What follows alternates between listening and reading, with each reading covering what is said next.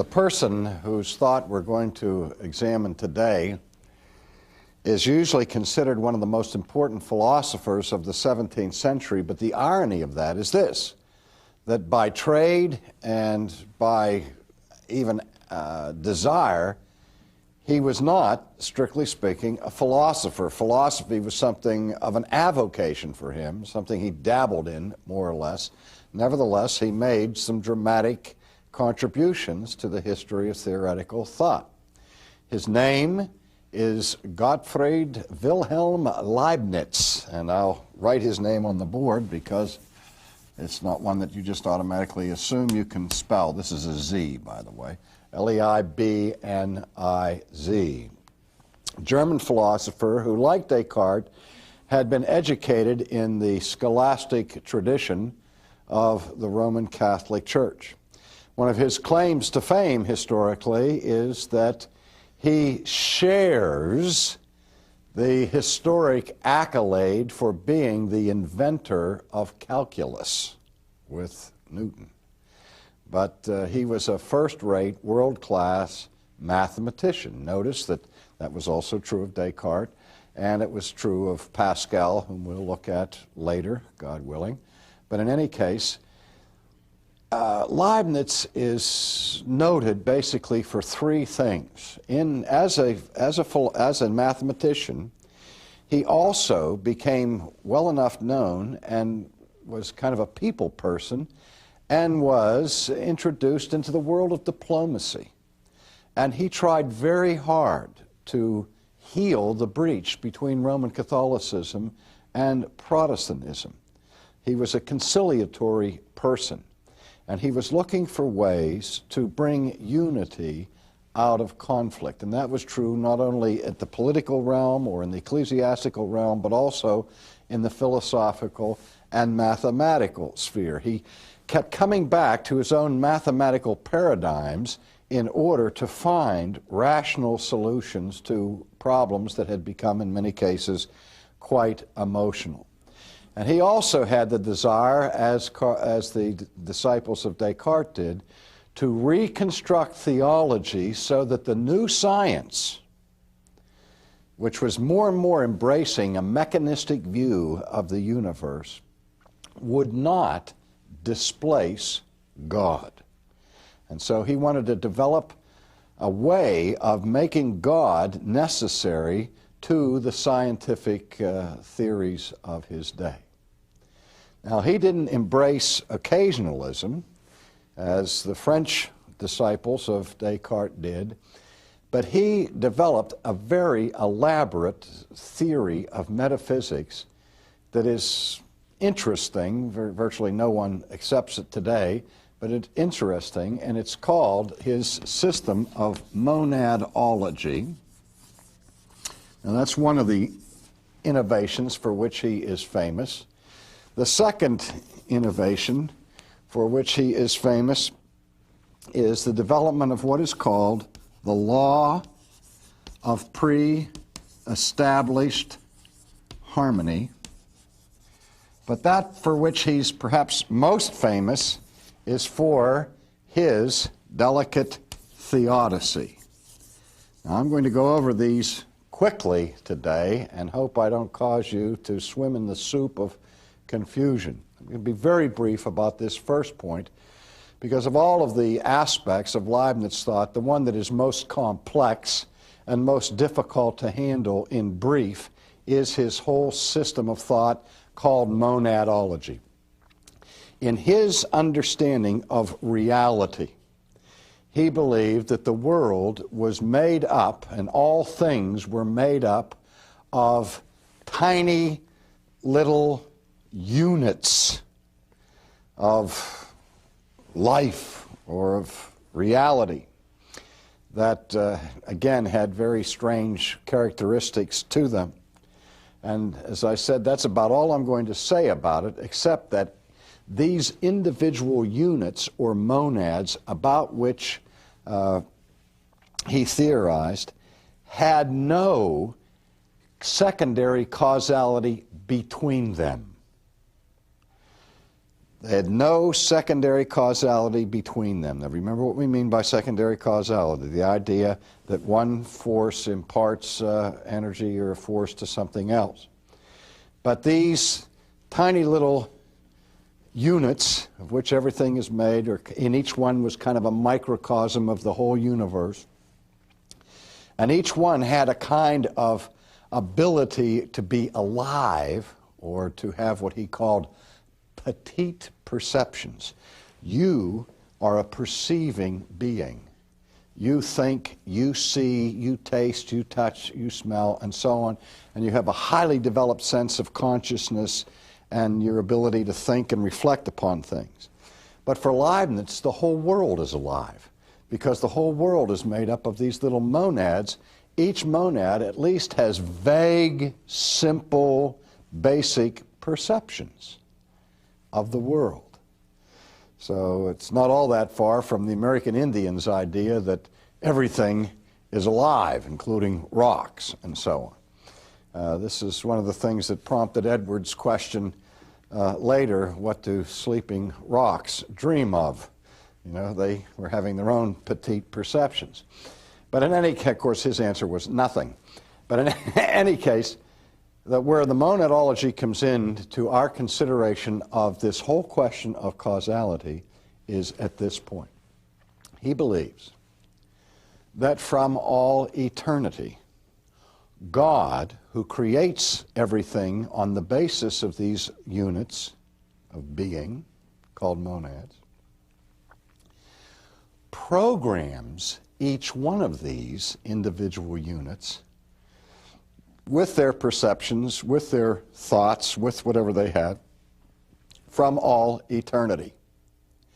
So again, though each monad does not interact with each other monad by imparting any kind of secondary causality to them, but nevertheless the relationships by which these virtually infinite number of monads coalesce and operate together and make up reality as we see it are all done by a sort of computer chip that was put into each one of them by the Creator at the beginning of time. So again, the difference between this and the occasionalists was the occasionalists have God intervening at every second to exercise His divine power. And they denied secondary causes. Well, there's also a kind of denial of secondary causality here with Leibniz, and again, putting back all power to God, but it's not that God is intervening every second along the way, but this was his form of scientific predestination. Not a blind determinism of blind impersonal forces, but a theological predestination that's built into everything that takes place in the universe. So that the universe for him is not a mechanical system, it's a theological system. And again, he is trying to rescue God from being displaced by physical science. Now, it's the third item that I'm most interested in speaking about today with respect to Leibniz, because Leibniz produces for us one of the most famous theological theodicies of all time. The term theodicy is a term that's made up of two roots. There is the Greek word theos, which means God, from which we get the word theology, and the word dikaios or dikaisune, which is the word for justness or righteousness in Greek. And so a theodicy is an intellectual attempt to justify God. Or to state it in another way, a theodicy is a justification of God. Well, why would God ever need to be justified? Well, the big problem in theology and in philosophy is the problem of evil. If one is going to affirm the existence of God and attribute to that God, who is the creator of all things, the attribute of goodness, then the basic question is, How can a good God have a world where evil exists? If God is perfect, why is his handiwork so imperfect? Now, I think we've all wrestled at some time over the question of the origin of evil. Where did evil come from? How did evil begin in history? I remember as a brand new Christian, I hadn't thought about that at all, and one day I was playing ping pong in the basement of the freshman dormitory, and I was playing, my mind was engrossed in a ping pong game, and all of at once it hit me like a ton of bricks. You believe in God, but there's so much evil in the world, there's so much wrong in the world. How could that happen? How could a good God allow bad things to coexist with him? So as soon as you raise that question about evil, you're then, if you affirm the existence of God, you're now faced with the question of justifying a good God for creating a universe that is fallen. Some have called this the Achilles heel of the Christian faith and the most difficult theological problem we face. All right, well, let's look at how Leibniz approached this question in brief. First of all, in his approach to the question, he made a distinction among three distinct types of evil. First of all, there is what he called metaphysical evil.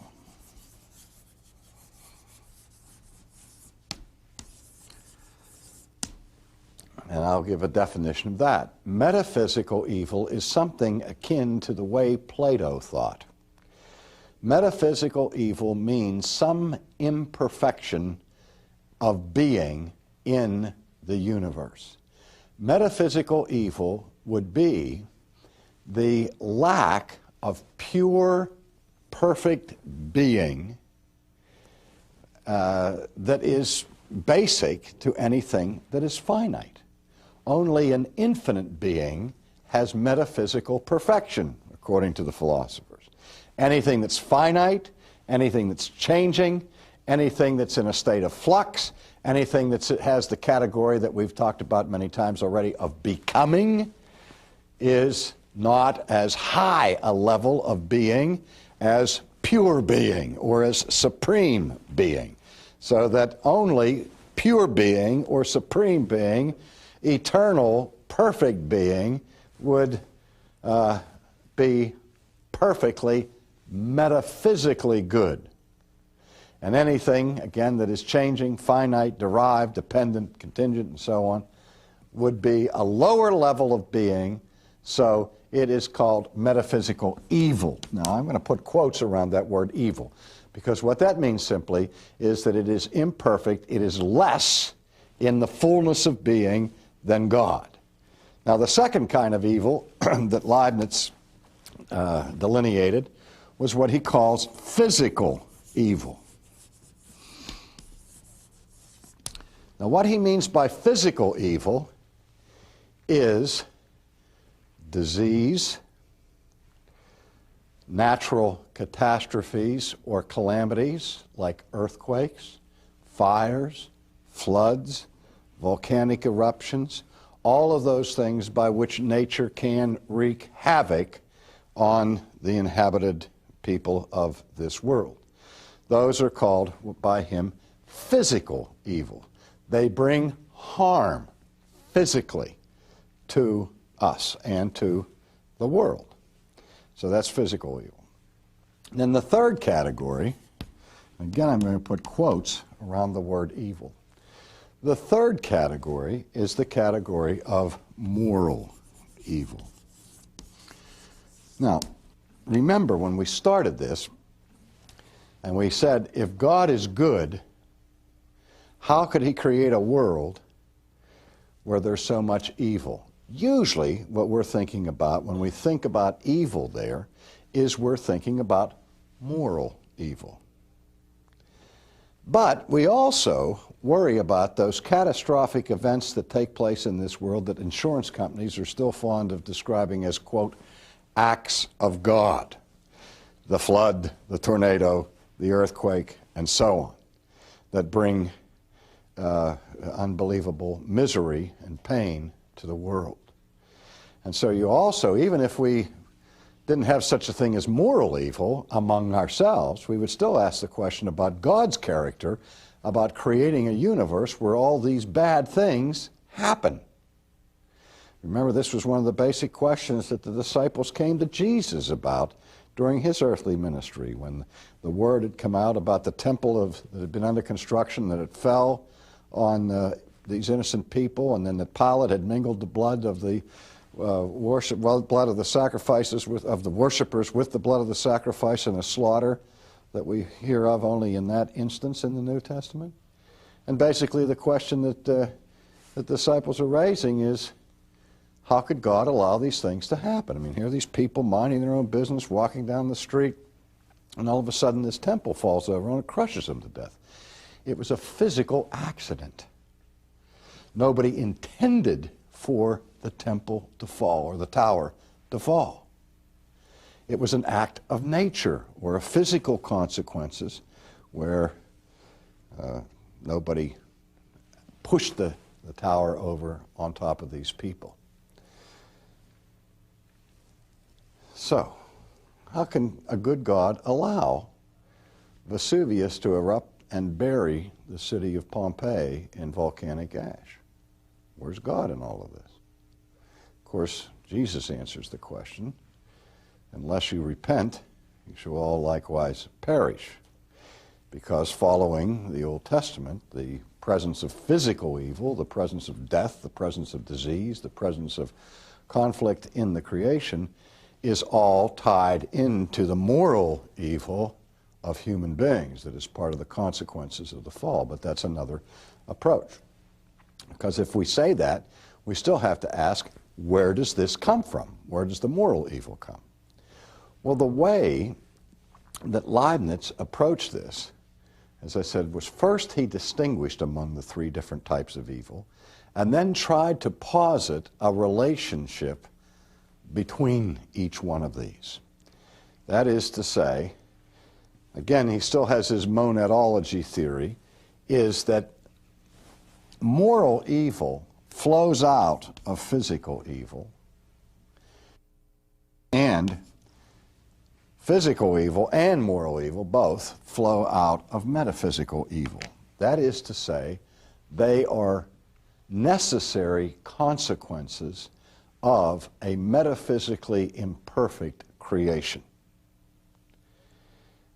That is, since we are finite, out of our finitude comes physical weaknesses, and out of both our finite status and our physical weaknesses come our moral failures. And then he went on to say that God is absolved in all of this because when God created the universe, he had a virtually, I say virtually, infinite number of possible worlds he could have created. I say virtually because there's one kind of world even God could not have created. God would not have been able to create a metaphysically perfect God. Because for God to create a metaphysically perfect God, he would have to create another God. But that even God can't create another God. Why not? Because the second God would still be a creature. The second God would be dependent on the first God for its very existence. So that you can't have God creating another God. All God can create are creatures. That's the nature of creation. So God cannot impart to his creature his own self-existent eternal being. Now, with that given, and if God is going to create, he knows at the beginning that he can't create another God, so he can create various different types of universes. And he has, again, a virtually infinite number of types of finite universes he creates. Now, God being good is naturally going to create the best model that he could possibly create. Because if he has the option of creating Model A or Model B, and Model A is more perfect than Model B, or to put it the other way, Model B is more imperfect or evil than Model A, God would not be good to choose the second model, and if he were really good, he would choose the first model. And so obviously, being all wise and all righteous, God selected the best world he could possibly create. An ideal world, as it were. Now, you've probably heard the expression that we are living in the best of all possible worlds. That sentiment, that idea, the best of all possible worlds, finds its roots in this theodicy of Leibniz. Now, you've also probably heard of Voltaire's famous little work, Candide. Many of you had to read it when you were in college, and it tells the story of this Dr. Pangloss, who seems to be a bumbling idiot because he naively assumes that he's living in a world that is the best of all possible worlds. And this was written after a major calamity beset Europe. The Lisbon earthquake of that time was more devastating, I guess, than the San Francisco earthquake in our own day. And again, people, because of the devastation of the Lisbon earthquake, were asking this question afresh: where's God in all of this? How could God allow this to happen? And Voltaire cynically looked at the work of Leibniz and said, you know, he's just an idiot, Dr. Pangloss here, walking around with his head in the clouds thinking that this is the best of all possible worlds, and that even though we're not gods, we can conceive of a much better world than we're presently living in. And not only that, the scriptures themselves talk about a world that will be better in the renovation. See, that's the fatal problem from the Christian perspective of this theodicy, is that it's on a collision course with the biblical story of creation and of fall and of renovation. And it does, the New Testament or the Old Testament does not look at moral evil as a necessary consequence of finitude.